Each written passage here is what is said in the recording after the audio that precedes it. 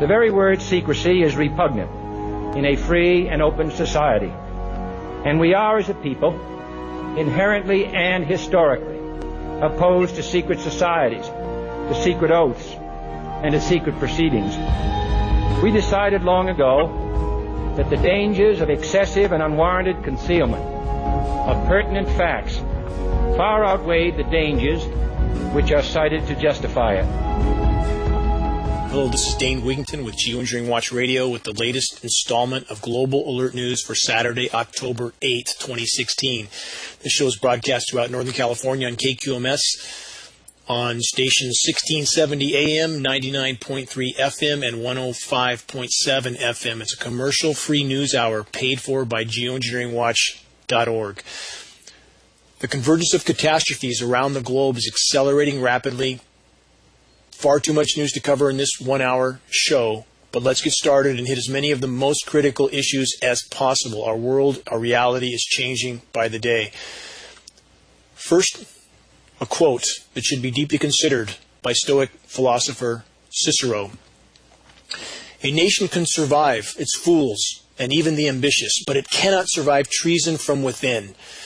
An enemy at the gates is less formidable, for he is known and carries his banner openly. But the traitor who moves amongst those within the gate freely, his sly whispers rustling through all the alleys, heard in the very halls of government itself. For the traitor appears not a traitor. He speaks in accents familiar to his victims, and he wears their face and their augments, their apparel. He appeals to the baseness that lies deep in the hearts of all men. He rots the soul of a nation. He works secretly and unknown in the night to undermine the pillars of the city. He infects the body politic so that it can no longer resist. A murderer is less to be feared. Consider this, that our country is rotting from the inside out. And let's cover that in this news program. I want to state first, on October 15th, on this note relating to the media that is definitely rotten to the core, on October 15th at the Reading Library, screening of another film, an award-winning 90-minute documentary called Psy-War, about the methods that are used by the power structure-controlled media and the military-industrial complex to program the population with total propaganda in order to condition people to accept the endless wars of aggression that are not about freedom, not about democracy, but about power, control, and resources. If you want to know exactly how the public opinion is being manipulated, take the time to come see this film. If you care about your children, their future, and in fact all of our futures, take the time to come see. There'll be free copies of the film there to any who attend. Again, Reading Library, October 15th, starting at 3 o'clock, 90-minute award-winning film, free to the public, question and answers period afterward. Also, for those who care about their children, I want to state again on the vaccination issue, if you want to know what's really going on, sign up for Vaccination Impact News. Search this online and sign up for their updates. It's an exceptional site that gives hard-hitting frontline data on exactly what's happening in the vaccination arena and the updates of ever-increasing amounts of documentation to prove that neurotoxins being put in vaccinations are harming our children. Vaccination Impact News. One more announcement. Alzheimer's Walk, October 15th in Reading. As I've stated before, the Alzheimer's Association refuses to acknowledge any connection between aluminum and Alzheimer's, even though there's peer-reviewed science study to prove this. So just like the vaccination issue, we have these organizations that pretend to be there for the common good, are simply there to cover up the problem. So when we have members of the aluminum industry sitting on the Alzheimer's board, the Alzheimer's Foundation board, is that not a massive contradiction, a massive hypocrisy, conflict of interest? And as I stated before, the Alzheimer's Foundation refused to sell me a booth for a $500 donation to their group because they didn't want me to pass out any data that made clear there is a very big connection between aluminum and Alzheimer's. What kind of a total contradiction is that? Think about that. We'll be there to pass out flyers at this event to people who choose to find out more about what they're not being told. On that note, recent study, here's a headline. Aluminum exposure during puberty disrupts hormonal development. Isn't that plugging right into the vaccination issue that has aluminum in the vaccinations as an additive? And we have science study to prove it causes hormonal disruption. This is just one more study on top of the mountain of studies that already prove what they're injecting in our children is highly toxic. From that report, aluminum disrupts hormones and unnecessarily exposes the child to toxins at a critical time in their development. Finish from this report. Why do the recommended childhood vaccinations include far above the recommended safe amounts of aluminum? Let me clarify on that.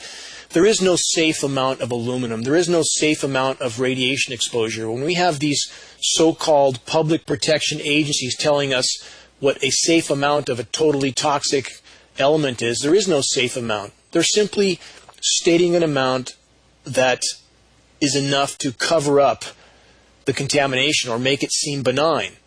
And that's not the case, period. Look past the smoke and mirrors. Another headline, new Gardasil vaccine contains over double the amount of aluminum than its predecessor. So what does the vaccination industry do? When they know aluminum is already toxic, they double it. We should all ask ourselves why.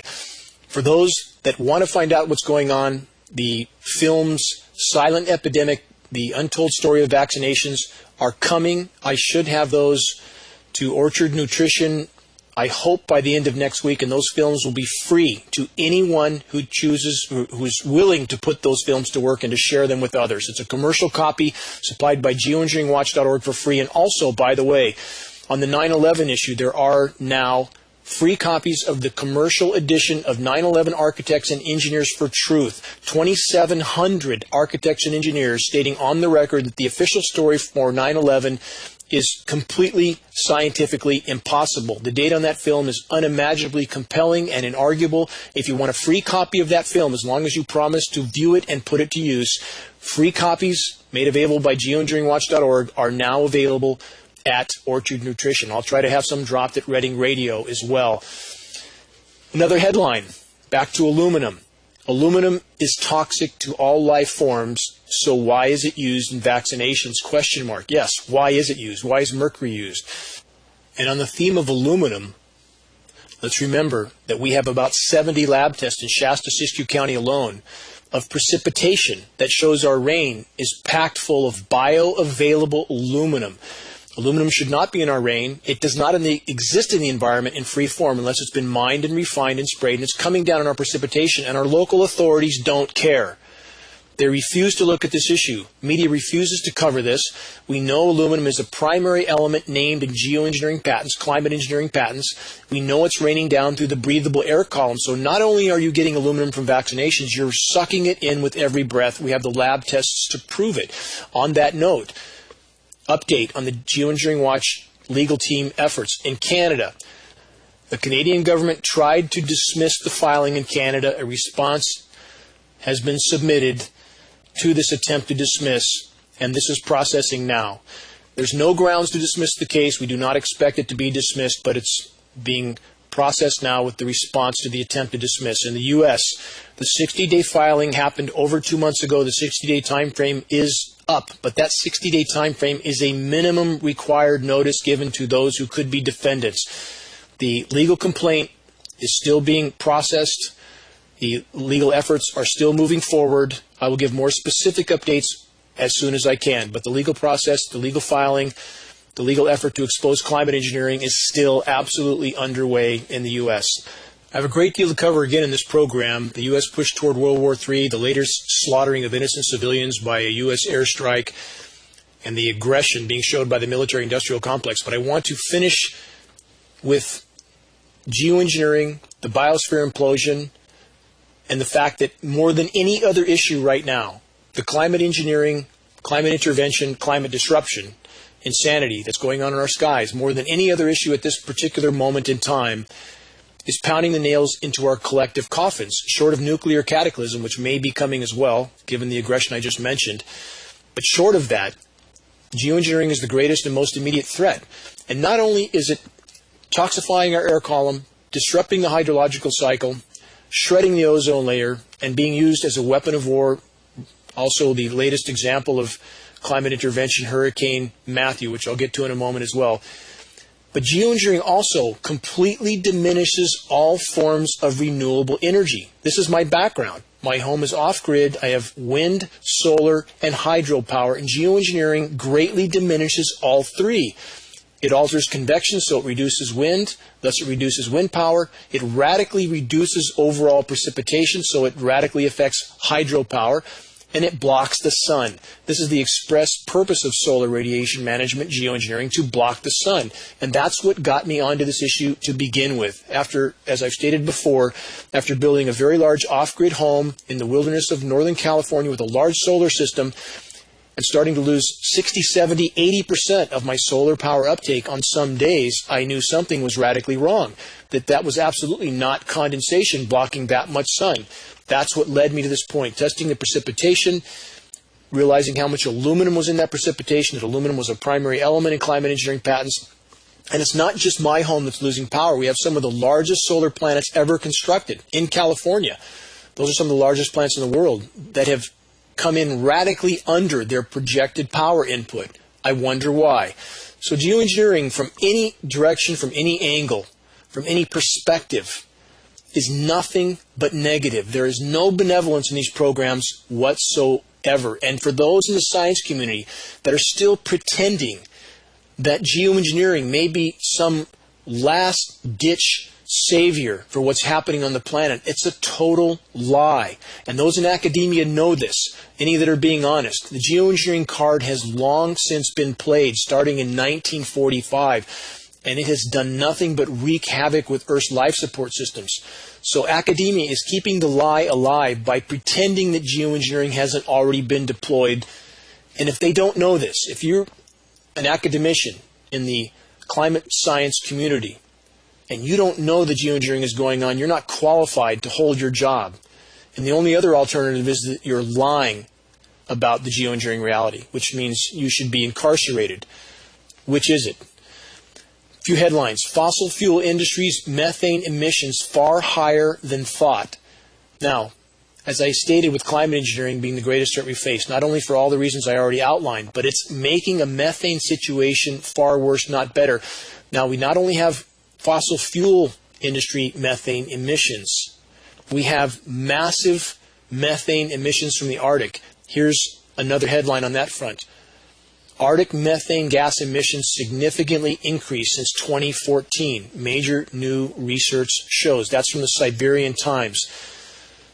So when we have climate engineering, trapping more heat than it deflects, shredding the ozone layer, disrupting the hydrological cycle, being the single greatest factor in the forest burn downs because it's, again, exposing the forest to massive UV radiation, toxifying the roots with the bioavailable metals, cutting off the rain, and creating more dry lightning strikes because we have a more electrically conductive atmosphere.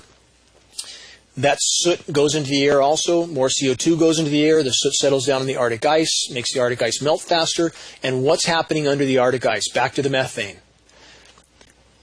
When that ice disappears, and it is disappearing rapidly, for any who choose to look at the frontline actual data, and we have film footage, so that's the bottom line. No matter who says what, when you look at film footage of the cryosphere disintegrating in front of your eyes, and the film Chasing Ice, by the way, is a great film to prove that to any who doubt that, there's nothing else to consider. We have film footage of the ice disappearing. It's disappearing all over the globe. The planet's in total meltdown. And when the ice disappears from the Arctic, the ocean warms exponentially faster. And geoengineering is speeding up that process, not slowing it down. And when the methane on the seafloor below that ice, below the ocean, starts to blow out, and it's blowing out now, that could be the final linchpin in our collective coffins. There's enough methane in the Arctic to create a Permian-style mass extinction 100 times over. That methane is now expelling because it's thawing. Those are formerly frozen methane deposits. It's thawing, migrating to the sea surface, and then into the atmosphere. And this is what's happening right now. Geoengineering is making it worse, not better. Here's another headline, and I want to bring the environmentalist community into this because they are unimaginably apathetic and hypocritical. And that needs to be heard. Here's a headline. Environmentalists state the Trans-Pacific Trade Agreement is a disaster for climate change. Now, how can you have a legitimate discussion about climate change if you're an environmentalist without addressing the climate engineering issue? And we have the entire environmentalist community, some of them very well funded, like Bill McGibbon, who's funded by the Rockefeller Foundation, massive fossil fuel industry player. Why doesn't McGibbon say anything about climate engineering? In fact, the only thing they say is it's not happening. The exact narrative that the fossil fuel industry and the climate engineering complex, military-industrial complex, would want them to say that it's not happening. So we have an unimaginable amount of hypocrisy in the environmental community. And I am an environmentalist. No environment, no life on Earth. That's pretty simple. But if you are truly an environmentalist, why wouldn't you focus on the single greatest destructive factor in the equation, which is climate engineering? And they're not saying a word. On that note, in regard to the rapidly warming oceans, as I just expressed, causing methane release in the Arctic, and I'll weave this into the rest of these issues because it's important to remember, as I've stated in show after show after show, as the environment implodes, as climate engineering becomes ever harder to hide, the power structure becomes ever more desperate, ever more aggressive, and I'll get to just how aggressive they are in a few moments. But first, another headline. Many of you heard my reports and other reports about the Great Barrier Reef being wiped out, the majority of it, in a little over a 30-day period from unimaginably warm oceans and intense UV, which is not being talked about. But now we have, this is a headline, Australia's other great reef wiped out by super warm seas. Many people don't understand that it's not just the coral reefs that provide habitat. Much larger ecosystems are the kelp forests. From this study, according to a study in the journal Science, 90% of the kelp forests that make up the northwestern portion of Australia's reef systems disappeared over a 3-year period. 90%. From this report also, the Great Southern Reef is a system of rocky reefs covered by kelp forest that supports most of Australia's fisheries and is worth about $10 billion to the Australian economy. Isn't it interesting? Everything's always equated in dollars, as if somehow if you just print more dollars, you could replace that reef. Not the case. Final sentence from this report. The authors of the study state that another big heat wave could prove extremely disastrous for what's left of the reef and will have environmental and economic consequences. Now, I know a lot about kelp forests. I've been diving since I was 14 years old. I've dove all over the globe, including Australia. I've spent hundreds of hours diving off the coast of California, Channel Islands, and kelp forests, hours and hours and hours at a time. I'm so connected with these underwater reef systems, and they're completely disappearing from the planet, as are the life in the oceans with it. So this is truly an unimaginable consequence that so few people are so unaware of. Disappearing while we're watching the theater on TV and commercials. How many people look at commercials and wonder what sort of IQ they're designed for? The commercials we see on TV are staggeringly ignorant. Every other commercial being an asthma or autism or, allergy commercial. Asthma and allergy that everybody has now, apparently, because nobody wants to admit to the mountain of toxic particulates falling out of the sky that we're all breathing in. Here's another headline relating to climate engineering, and then I'm going to weave this into exactly what's happening with military aggression that's related to the disintegrating environment, because they're directly connected. This is a headline of Half-Truth and Disinformation from the website carbonbrief.org. Quote, a mega drought spanning several decades could be almost certain to hit the American Southwest this century if greenhouse gas emissions are not curbed, a new study says. This headline is a lie.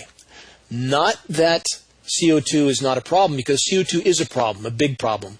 But it rains more on a warming planet, not less. And how can any source of, quote, news like Carbon Brief that completely ignores the climate engineering elephant in the room, which is the single greatest cause of drought, and especially in the case of California and the American Southwest, because we can see upstream in the storm track massive aerosol spraying. Atmospheric aerosols provide too many condensation nuclei, breaks up the storm formations, causes massive high pressure zones, the ridiculously resilient ridge, and no rain flows into the west.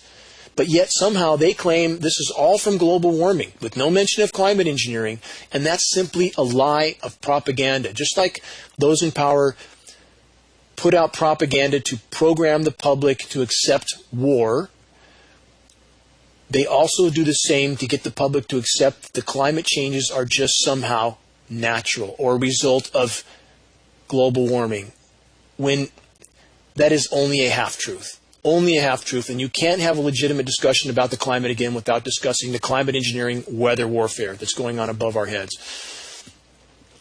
Another headline related to, again, the implosion of the biosphere, which leads to global conflict, which leads to military aggression.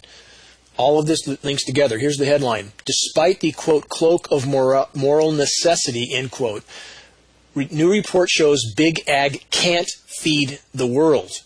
From that report, the biggest reason is simply that industrial agriculture was never sustainable.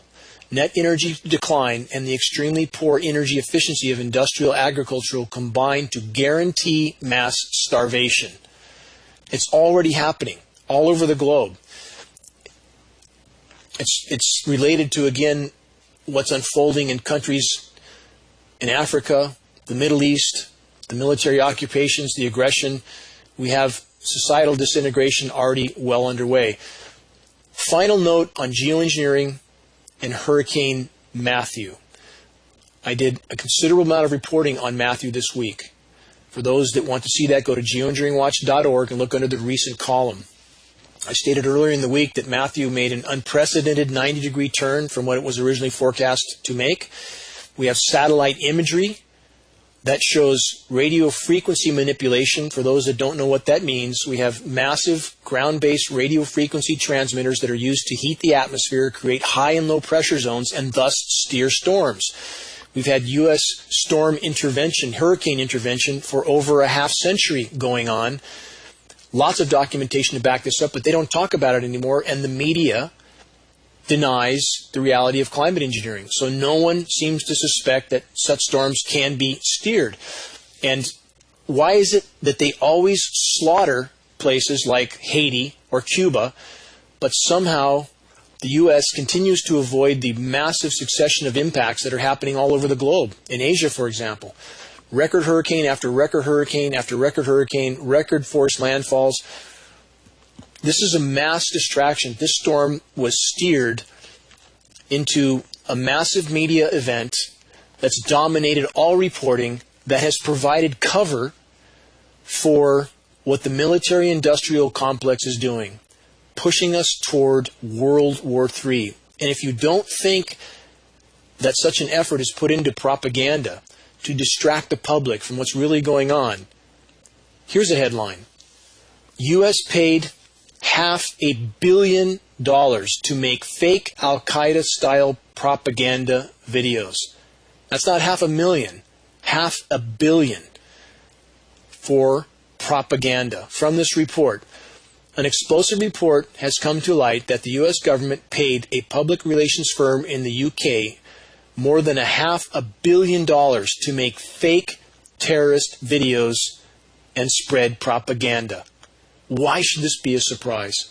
Why would it be a surprise to anybody when we have a military-industrial complex that is, back to Hurricane Matthew? You can look up the military document, Owning the Weather. The military expressing its specific desire to control the weather. We have a long history, well-documented, 750-page congressional documents outlining massive global weather modification programs going on back to the mid to late 40s.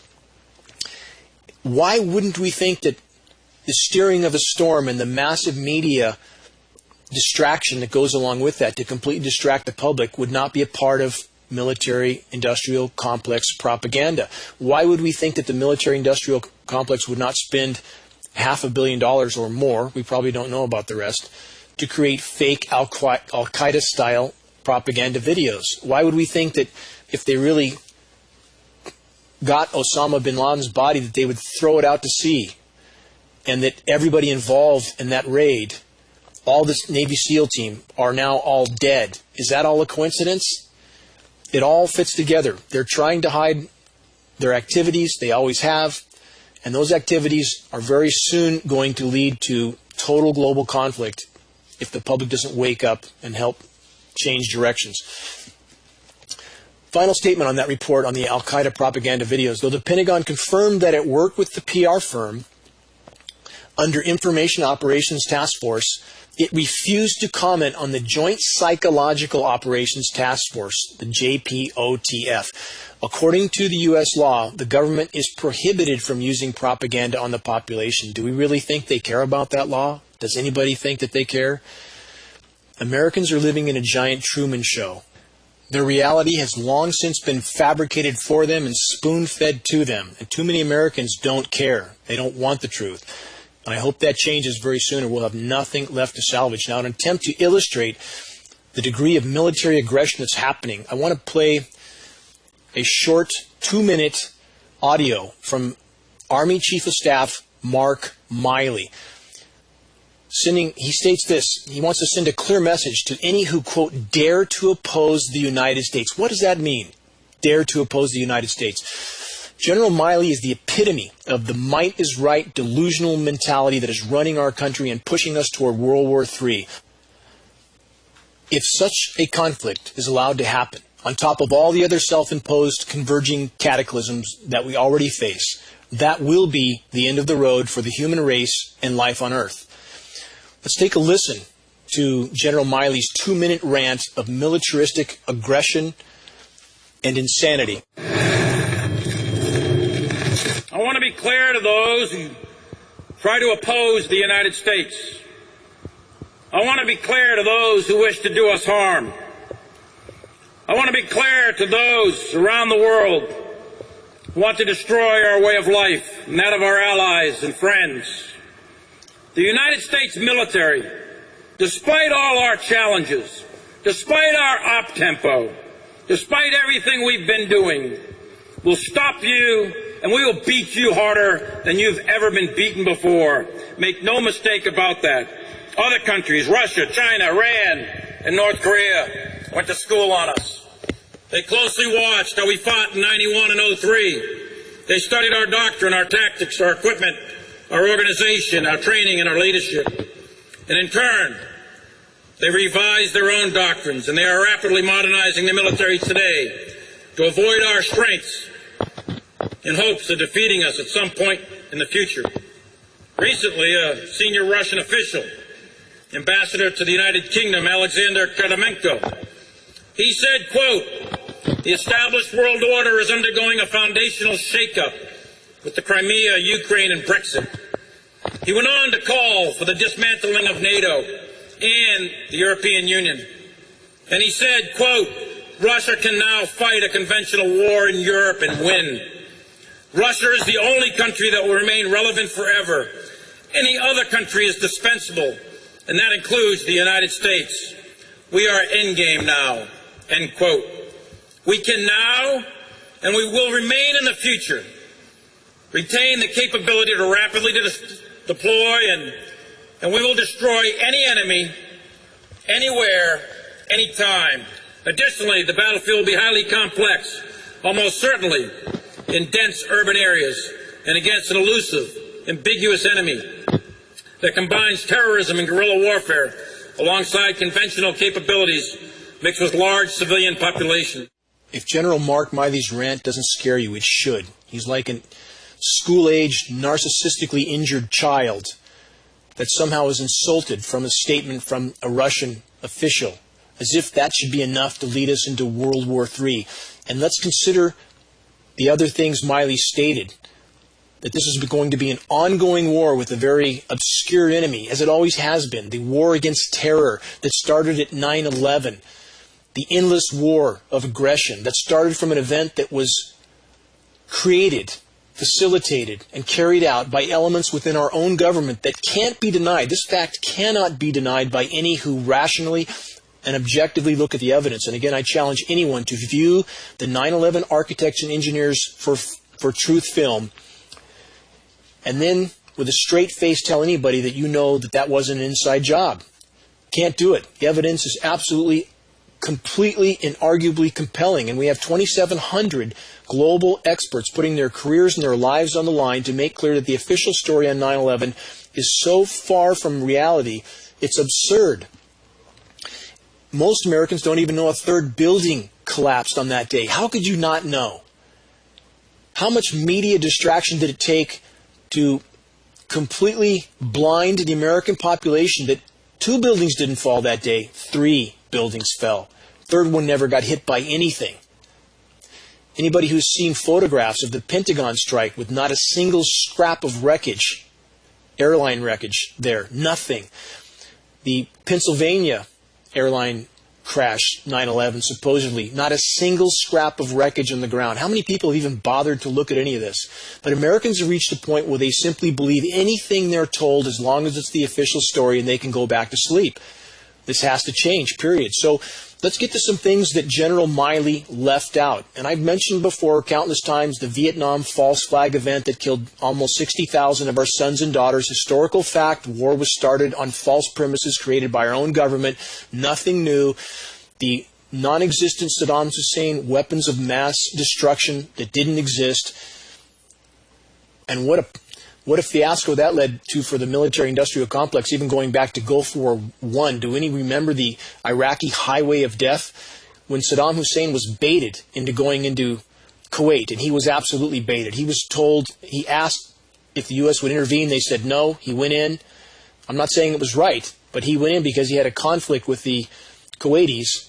And on the way back out, when they were retreating, 100,000 plus were slaughtered. It was nothing but a slaughter. The Iraqi highway of death and the military-industrial complex gloated over this slaughter. From Iraqi troops that certainly were made to be where they are. I'm sure their families were threatened and so forth too. You wouldn't have a soldier fighting out in the field with no shoes, as we saw in some of those films, if they weren't threatened. So this was simply a slaughter by the U.S. military-industrial complex. And what about the U.S. sanctions on Iraq? That, as I stated before, Madeleine Albright said on the record she felt were justifiable, that it killed 500,000 children. And yet we have General Miley stating that nothing will be allowed to interfere with the American way of life, which means taking over other countries, extracting their resources, and decimating their populations.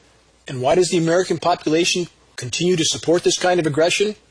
Again, right back to 9/11. The new Pearl Harbor. That's in fact what the think tank, PNAC, Project for a New American Century, which was Wolfowitz, Cheney, Rumsfeld, and all the rest, they stated on the record a year and a half before 9/11 that they needed a, quote, new Pearl Harbor to galvanize the American population to accept their wars of aggression. That's exactly what happened. When will the American population wake up to this? That terrorist event was a false flag inside job, period. If you're not afraid of the truth, look at the data. Pick up a DVD from Orchard Nutrition and look at the data, and then make up your mind. Now, if you're the sort of patriot that waves your flag around without questioning anything, blindly defending the official narrative, you're not a patriot, you're a coward. That's cowardice. It doesn't take any courage to stick with the herd, play it safe, and repeat the official narrative. That's not patriotism. I want to cover some headlines that clearly show a pattern of behavior by the U.S. military, one we've seen for many decades, but this is recent activity, recent events. And we just passed the one-year anniversary of the deadly U.S. bombing of the Doctors Without Borders hospital in Kunduz. Now, here's a statement on that event. Doctors Without Borders marked the first anniversary Monday of the U.S. military's bombing of its hospital in Kunduz, Afghanistan. On October 3rd, 2015, the attack killed 42 people, including patients and staff. Doctors Without Borders has described patients burning in their beds, medical staff who were decapitated and lost limbs, and staff members shot from the air while they fled the burning building. It wasn't just one mistaken bomb drop, it was a repeated attack. The Pentagon has called the attack, quote, a mistake. 16 U.S. officers have received administrative discipline over the attack, but none have faced criminal charges. What would happen if Russia did that to the same hospital? What would happen? Another headline. This is from July 20th, 2016. Syria, 85 civilians dead after U.S. airstrike, quote, mistake. From that report, at least 85 civilians, including almost a dozen children, have been killed after U.S. airstrikes targeted an area in northern Syria. What would happen if that was Russia? Another headline, more recent. I covered this in a previous show, but I want to recap this. U.S. convoys, quote, regret for anti-ISIS strike that killed Syrian forces. This is from Fox News. Fox News Channel. U.S. conveys, quote, regret for anti-ISIS strike that killed Syrian forces, official says. He added that the coalition attack was launched by mistake. Just another mistake that accidentally killed the people that were actually fighting ISIS, the Syrian army, and allowing ISIS to then recapture some critical ground. That's helping ISIS. That's not fighting ISIS. And back to what I've reported in many other previous shows. Who helped spawn, fund, fuel, and arm ISIS? The U.S. And as I get to more reports here in the next few moments, it becomes crystal clear that the U.S. military is not interested in stopping ISIS, but rather fueling them and making sure that their operations can continue.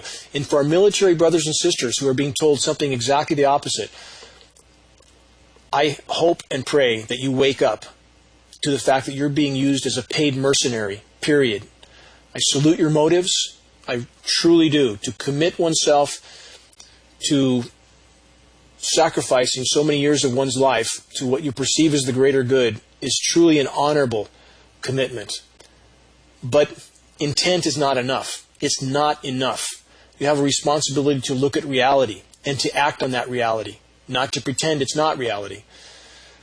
Even more recent than the U.S. mistake that killed, now we know, 83 Syrians recently. This is in the last few days. Another headline, U.S. aircraft commit massacre in Aleppo countryside, killing dozens of civilians. From that report, aircrafts of U.S.-led coalition have committed a new massacre against the Syrians, killing and injuring more than 60 civilians in the village of, I can't pronounce it, Felhana, in the countryside of Al-Bab, area to the north of Aleppo city. Local media and sources said that the village, which is located 50 kilometers north of Aleppo city, was last night the target of heavy air raids launched by the U.S.-led coalition, claiming the lives of at least 20 persons, including 3 children, and injuring 40 others. Most of them are in critical condition, which makes the likely rise of the death toll a probability. The crime is a part of the massacres committed by Washington and its allies who formed the so-called International Coalition Against ISIS outside the jurisdiction of the UN Security Council. Illegal. But we don't hear about that. We don't hear about the breaches of international law from our military, ever. Now, to follow this through, mistake after mistake after mistake that if the Russian military committed, we would already be in World War III. Another headline, Washington again considering illegal actions of military aggression and war against Syrian government. From that report, top Washington officials are set to discuss striking positions of the Syrian military without a UN Security Council resolution. This is a total act of aggression against a sovereign government. It doesn't matter that we don't agree with that government, with Assad. Is the U.S. attacking Saudi Arabia? Who's supplying weapons to fight in Yemen that are killing tens of thousands of innocent civilians? Saudi Arabia, who's a brutal dictatorship. Saudi Arabia, who was apparently the source, we're told, of the official story of 15 of the 19 hijackers. Saudi Arabia, who had 93 of their citizens flown back to their country, no questions asked, no interrogation, when no one else was allowed to fly. No, we don't see that kind of aggression against Saudi Arabia because that's where the oil's coming from.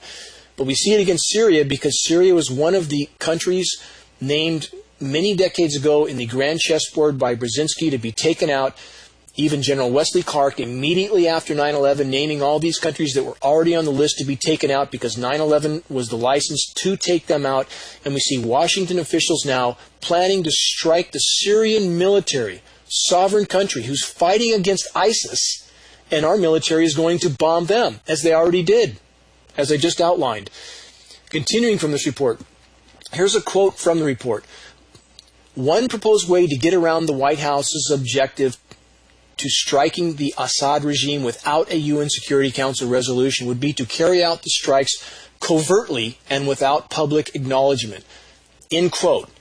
And this was stated by an administration official who's to take part in the discussions, and he told this to the Washington Post. That's where the quote came from.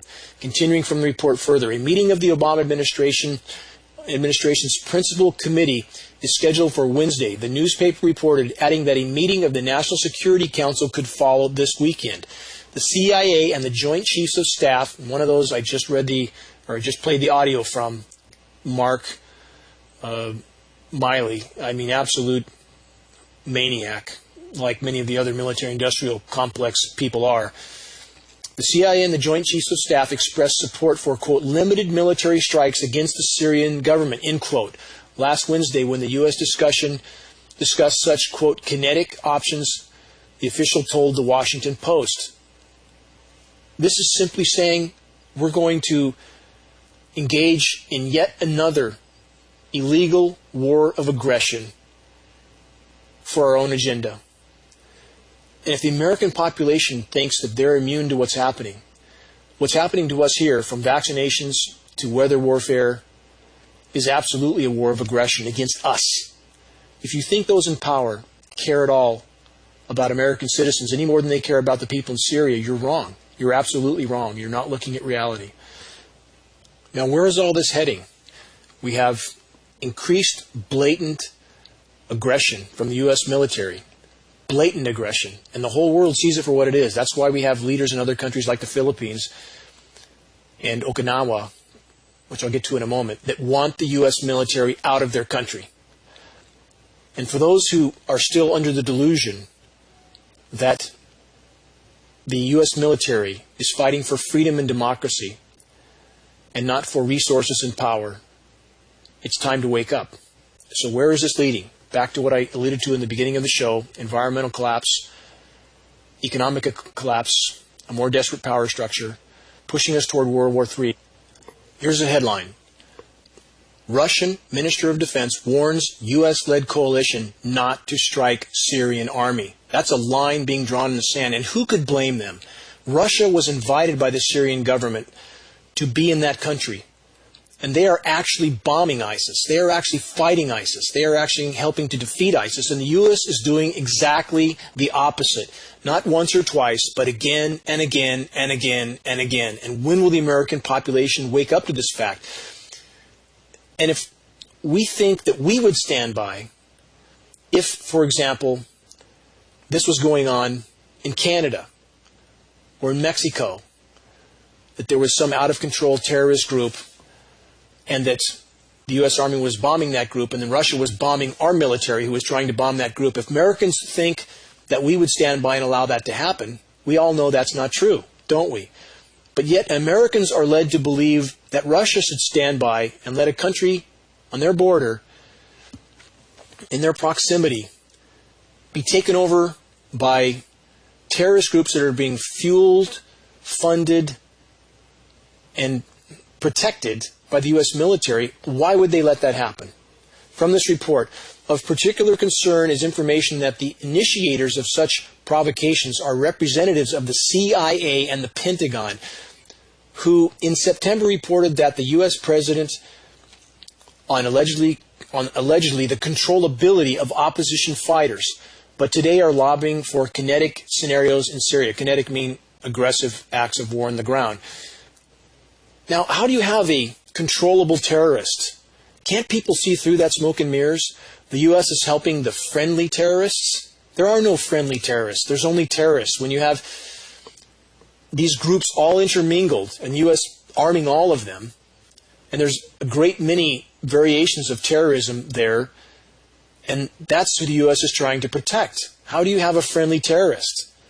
And then yet at home, we're trained to be afraid of ISIS, which we should be if they're here. But who's supporting ISIS?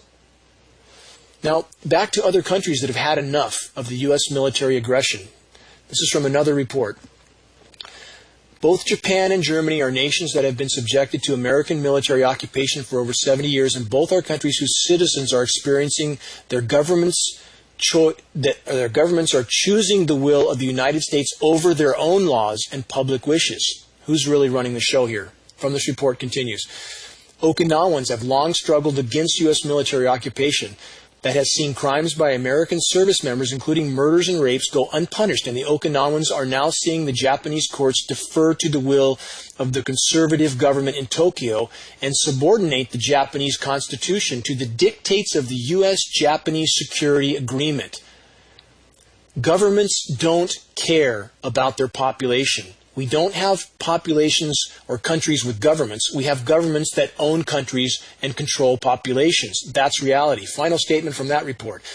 The U.S. drone program has a physical presence at the U.S. Air Base in Ramstein, Germany, and our petition received by members of the 3 of the 4 parties holding seats in the German parliament called on the German government to act on behalf of its people and close Ramstein Air Base in order to end German complicity in the United States extrajudicial execution campaign. We're talking about the drones that are killing thousands of innocent civilians.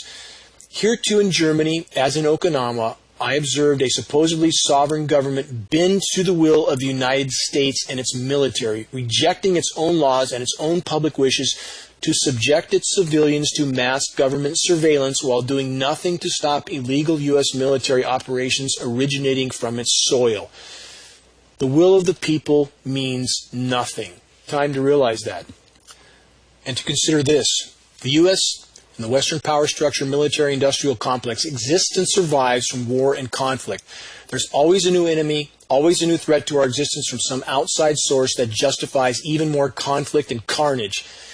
And let's remember the unimaginable hypocrisy of Obama again, winning the Nobel Peace Prize. The same Obama that continues to destabilize nations, the same Obama that continues to slaughter civilians with drone strikes, the same Obama that's participating in the U.S. military's push toward World War III. And in the meantime, here at home, in an attempt to be sure that the population does not become coherent enough to see through the smoke, lies, propaganda, and deception, in an ongoing effort to be sure the population does not wake up to the fact that the walls are closing in from every side on all of us. The power structure has always utilized every possible means of ensuring that we, the population, are not healthy enough to think our way out of the box.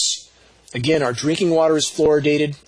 The so-called dental care professionals continue to put mercury in our mouths. The most horrific and blatant attempt of all to degrade our health and mental abilities is to force vaccinate our children and the population as a whole with known and indisputed neurotoxins that are added to the vaccinations.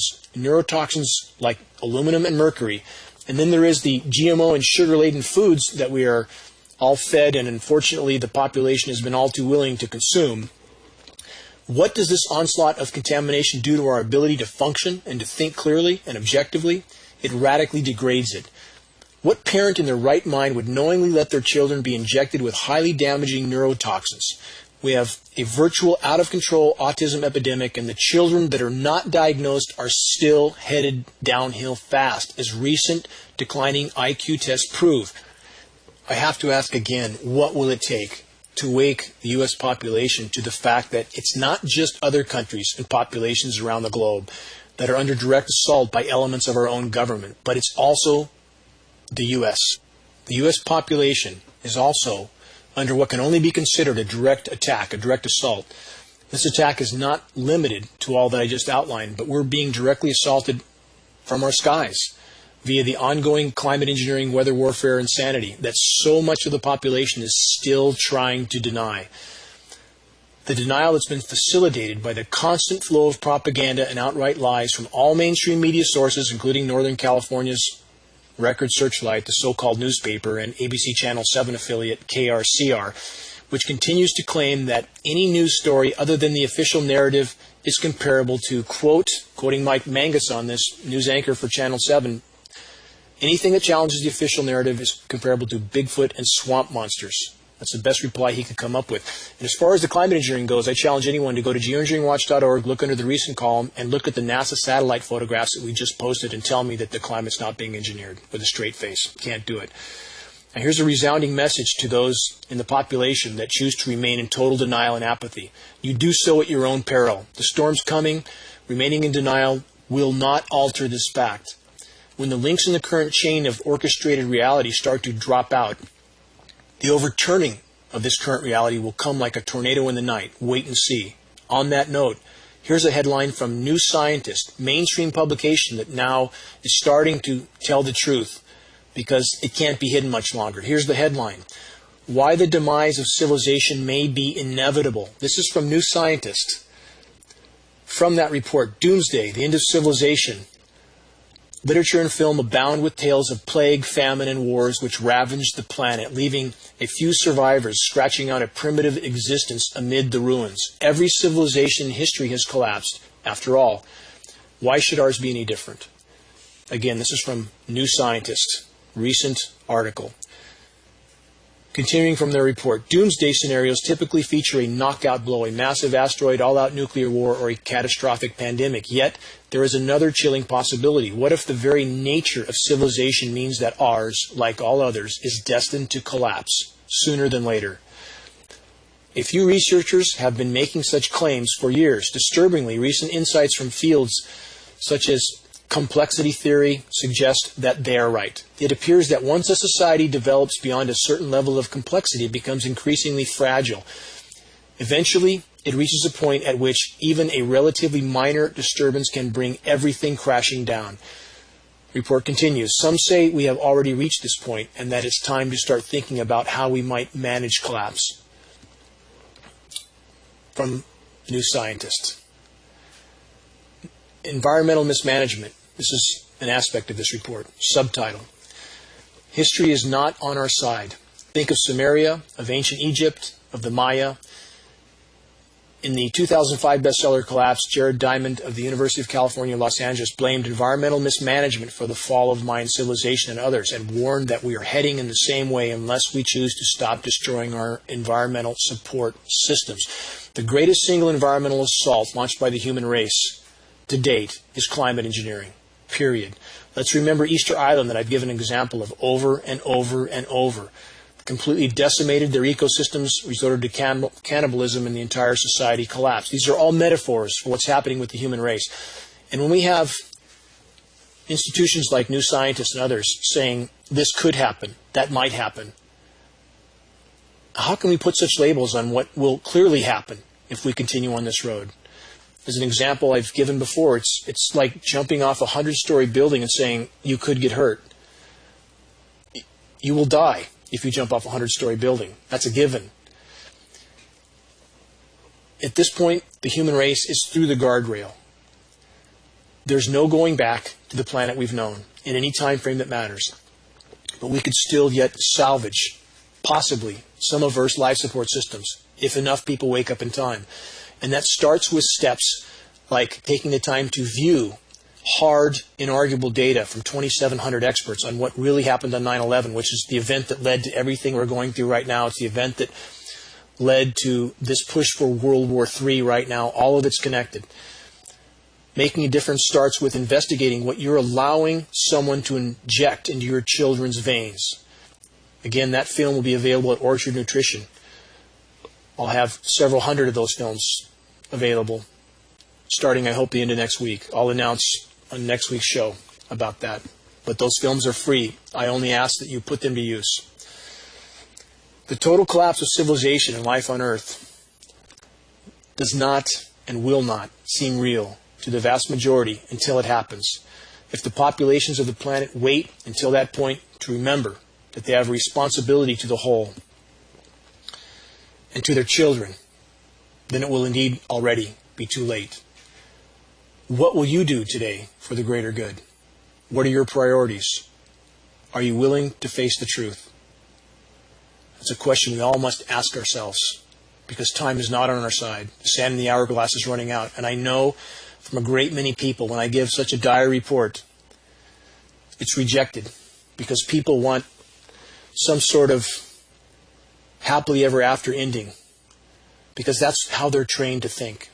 That you don't engage in a fight unless you're guaranteed a happy ending. You don't engage in a struggle for the greater good unless you're guaranteed a happy ending. Life has never held such guarantees. Life is a seasonal occupation, and we would do well to make the most of that season. We must all find inside ourselves the will to stand up, learn the truth, and do the right thing because it's the right thing to do. For no other reason, not because we have any guarantee of a particular result, because it's the right thing to do. We all have a responsibility to our children and to the whole. And we can't yet know what a profound difference we may yet make if we all collectively stand up, face the truth, and make our voices heard in the battle for the greater good. Until next week, this is Dane Wigington with GeoEngineeringWatch.org.